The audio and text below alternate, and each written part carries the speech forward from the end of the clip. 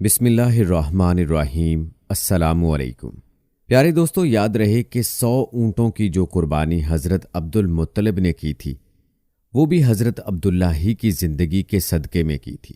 کہتے ہیں کہ حضرت عبد المطلب کو یہ حکم اس وقت دیا گیا جب وہ اپنی منت بھول چکے تھے۔ پہلے خواب میں ان سے کہا گیا منت پوری کرو، انہوں نے ایک مینڈھا ذبح کر کے غریبوں کو کھلا دیا۔ پھر خواب آیا اس سے بڑی پیش کرو، اس مرتبہ انہوں نے ایک بیل ذبح کر دیا۔ خواب میں پھر یہی کہا گیا اس سے بھی بڑی پیش کرو، اب انہوں نے اونٹ ذبح کیا۔ پھر خواب آیا اس سے بھی بڑی چیز پیش کرو، انہوں نے پوچھا اس سے بھی بڑی چیز کیا ہے؟ تو دوستو تب کہا گیا اپنے بیٹے میں سے کسی کو ذبح کرو جیسا کہ تم نے منت مانی تھی۔ اب انہیں اپنی منت یاد آئی، اپنے بیٹوں کو جمع کیا، ان سے منت کا ذکر کیا، سب کے سر جھک گئے۔ کون خود کو ذبح کرواتا؟ آخر حضرت عبداللہ بولے ابا جان آپ مجھے ذبح کر دیں۔ یہ سب سے چھوٹے تھے، سب سے خوبصورت تھے، سب سے زیادہ محبت بھی حضرت عبد المطلب کو انہی سے تھی، لہٰذا انہوں نے قرآن دازی کرنے کا ارادہ کیا۔ تمام بیٹوں کے نام لکھ کر قرآن ڈالا گیا، حضرت عبداللہ کا نام نکلا۔ اب انہوں نے چھری لی، حضرت عبداللہ کو بازو سے پکڑا اور انہیں ذبح کرنے کے لیے نیچے لٹا دیا۔ جو ہی باپ نے بیٹے کو لٹایا، عباس سے ضبط نہ ہو سکا، فوراً آگے بڑھے اور بھائی کو کھینچ لیا۔ اس وقت یہ خود بھی چھوٹے سے تھے۔ ادھر باپ نے حضرت عبداللہ کو کھینچا۔ اس کھینچا تانی میں حضرت عبداللہ کے چہرے پر خراشیں بھی آئیں۔ ان خراشوں کے نشانات مرتے دم تک باقی رہے۔ پیارے دوستو، کہتے ہیں کہ اسی دوران بنو مخزوم کے لوگ آ گئے۔ انہوں نے کہا آپ اس طرح بیٹے کو ذبح نہ کریں، اس کی ماں کی زندگی خراب ہو جائے گی، اپنے رب کو راضی کرنے کے لیے بیٹے کا فدیہ دے دیں۔ دوستو اب سوال یہ تھا کہ فدیہ کیا دیا جائے۔ اس کی ترکیب یہ بتائی گئی کہ کاغذ کے ایک ٹکڑے پر 10 اونٹ لکھے جائیں، دوسرے پر حضرت عبداللہ کا نام لکھا جائے۔ اگر 10 اونٹ والی پرچی نکلے تو 10 اونٹ قربان کر دیے جائیں، اگر حضرت عبداللہ والی پرچی نکلے تو 10 اونٹ کا اضافہ کر دیا جائے، پھر 20 اونٹ والی پرچی اور حضرت عبداللہ والی پرچی ڈالی جائے۔ اب اگر 20 اونٹ والی پرچی نکلے تو 20 اونٹ قربان کر دیے جائیں، ورنہ 10 اونٹ اور بڑھا دیے جائیں۔ اس طرح 10 کر کے اونٹ بڑھاتے جائیں۔ حضرت عبد المطلب نے ایسا ہی کیا ہے، 10 اونٹ بڑھاتے چلے گئے۔ ہر بار حضرت عبداللہ کا نام نکلتا چلا گیا، یہاں تک کہ اونٹوں کی تعداد 100 تک پہنچ گئی، اور تب کہیں جا کر اونٹوں والی پرچی نکلی۔ پیارے دوستو، کہتے ہیں کہ اس طرح حضرت عبداللہ کے جان کے بدلے 100 اونٹ قربان کیے گئے۔ حضرت عبد المطلب کو اب پورا اطمینان ہو گیا کہ اللہ تعالیٰ نے حضرت عبداللہ کے بدلے 100 اونٹوں کی قربانی منظور کر لی ہے۔ انہوں نے کعبے کے پاس 100 اونٹ قربان کیے اور کسی کو کھانے سے نہ روکا۔ سب انسانوں، جانوروں اور پرندوں نے ان کو کھایا۔ دوستو امام ظاہری رحمہ اللہ کہتے ہیں کہ حضرت عبد المطلب پہلے آدمی ہیں جنہوں نے آدمی کی جان کی قیمت 100 اونٹ دینے کا طریقہ شروع کیا۔ اس سے پہلے 10 اونٹ دیے جاتے تھے۔ اس کے بعد یہ طریقہ سارے عرب میں جاری ہو گیا، گویا قانون بن گیا کہ آدمی کا فدیہ 100 اونٹ ہے۔ نبی کریم صلی اللہ علیہ وآلہ وسلم کے سامنے جب یہ ذکر آیا تو آپ صلی اللہ علیہ وآلہ وسلم نے اس فدیے کی تصدیق فرمائی، یعنی فرمایا کہ یہ درست ہے، اور اسی بنیاد پر نبی کریم صلی اللہ علیہ وآلہ وسلم فرماتے ہیں میں 2 ذبیحوں یعنی حضرت اسماعیل علیہ السلام اور حضرت عبداللہ کی اولاد ہوں۔ پیارے دوستو، کہتے ہیں کہ حضرت عبداللہ قریش میں سب سے زیادہ حسین تھے۔ ان کا چہرہ روشن ستارے کی مانند تھا۔ قریش کی بہت سی لڑکیاں ان سے شادی کرنا چاہتی تھیں، مگر حضرت عبداللہ کی حضرت آمنہ سے شادی ہوئی۔ دوستو آپ کو بتاتے چلیں کہ حضرت آمنہ وہب بن عبد مناف بن زہرہ کی بیٹی تھی۔ شادی کے وقت حضرت عبداللہ کی عمر 18 سال تھی۔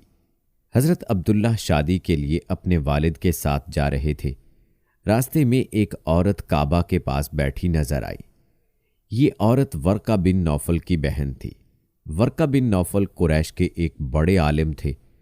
ورقہ بن نوفل سے ان کی بہن نے سن رکھا تھا کہ وقت کے آخری نبی کا ظہور ہونے والا ہے، اور ان کی نشانیوں میں سے ایک نشانی یہ ہوگی کہ ان کے والد کے چہرے میں نبوت کا نور چمکتا ہوگا۔ جو ہی اس نے حضرت عبداللہ کو دیکھا، فوراً اس کے ذہن میں یہ بات آئی۔ اس نے سوچا ہو نہ ہو یہ وہ شخص ہے جو پیدا ہونے والے نبی کے باپ ہوں گے۔ چنانچہ اس نے کہا، اگر تم مجھ سے شادی کر لو تو میں بدلے میں تمہیں اتنے ہی اونٹ دوں گی جتنے تمہاری جان کے بدلے میں ذبح کیے گئے تھے۔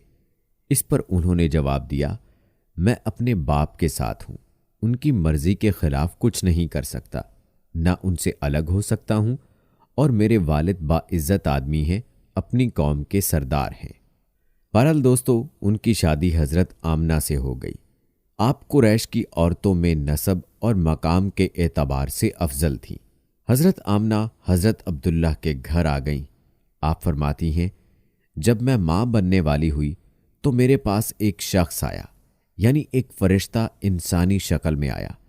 اس وقت میں جاگنے اور سونے کی درمیانی حالت میں تھی۔ عام طور پر اس حالت کو غنودگی کہا جاتا ہے۔ اس نے مجھ سے کہا، کیا تمہیں معلوم ہے تم اس امت کے سردار اور نبی کی ماں بننے والی ہو؟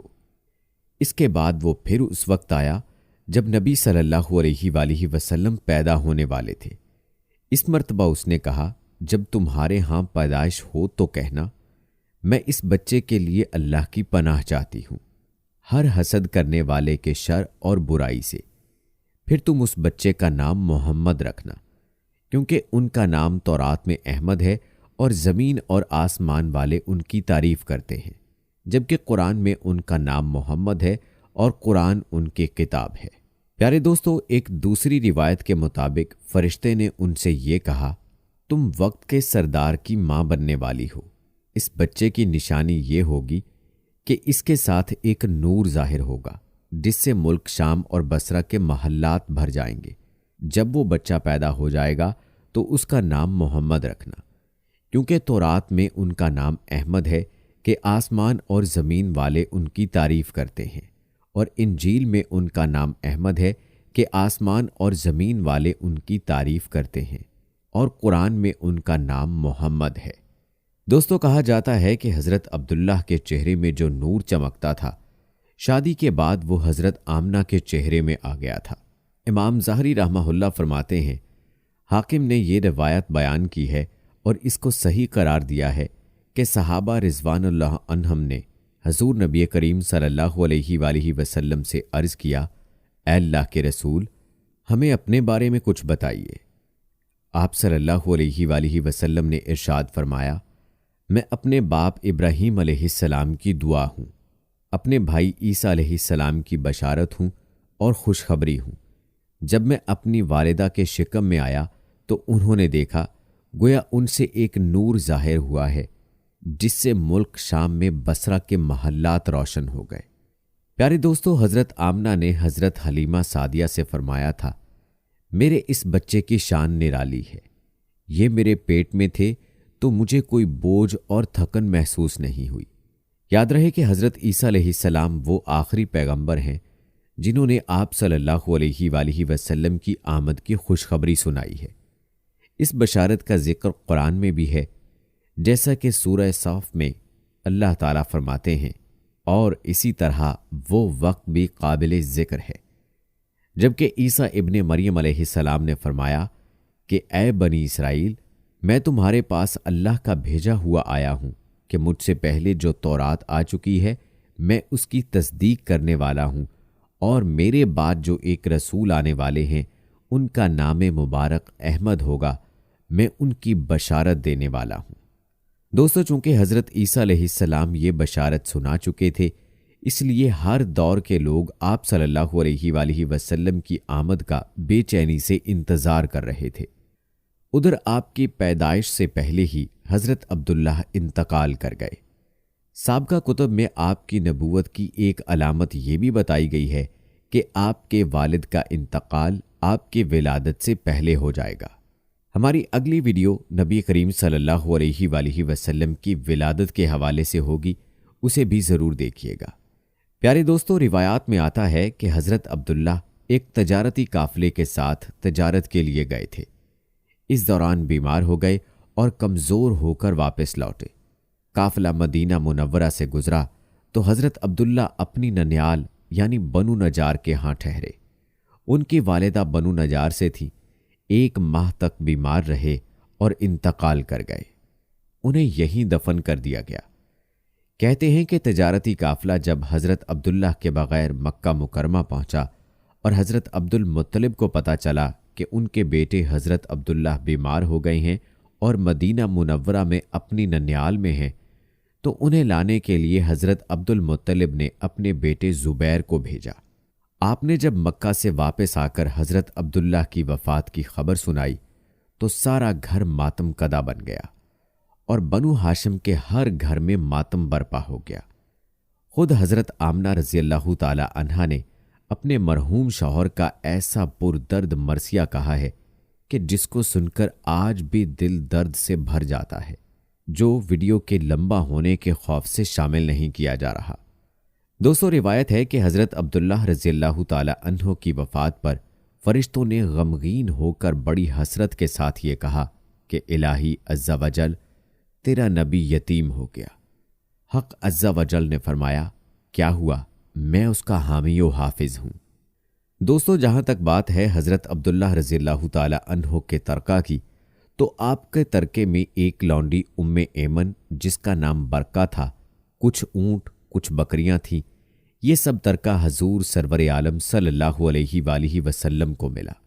کہتے ہیں ام ایمن بچپن میں حضور اقدس صلی اللہ علیہ وآلہ وسلم کی دیکھ بھال کرتی تھیں، کھلاتیں پلاتیں، کپڑا پہناتیں، پرورش کی پوری ضروریات مہیا کرتیں۔ اسی لیے حضور اقدس صلی اللہ علیہ وآلہ وسلم تمام عمر ام ایمن کی دلجوئی فرماتے رہے اور اپنے محبوب و مشہور غلام حضرت زید بن حارثہ رضی اللہ تعالی عنہ سے ان کا نکاح کر دیا اور ان کے شکم سے حضرت اسامہ رضی اللہ تعالی عنہ پیدا ہوئے۔ دوستو، جو شان دو جہاں کے بادشاہ سرور کونین صلی اللہ علیہ وآلہ وسلم کے والد گرامی کی اور آپ کے آبا کی ہونی چاہیے، اس سے انکار نہیں کیا جا سکتا۔ یاد رہے کہ جو ہستی جتنی زیادہ شان والی ہوا کرتی ہے تو اس کے متعلقین بھی ایسی ہی شان والے ہوا کرتے ہیں۔ اللہ سے دعا ہے کہ اللہ تعالی ہمیں سیرت النبی صلی اللہ علیہ وآلہ وسلم کو سمجھنے اور اس کے مطابق زندگی بسر کرنے کی توفیق عطا فرمائے، آمین۔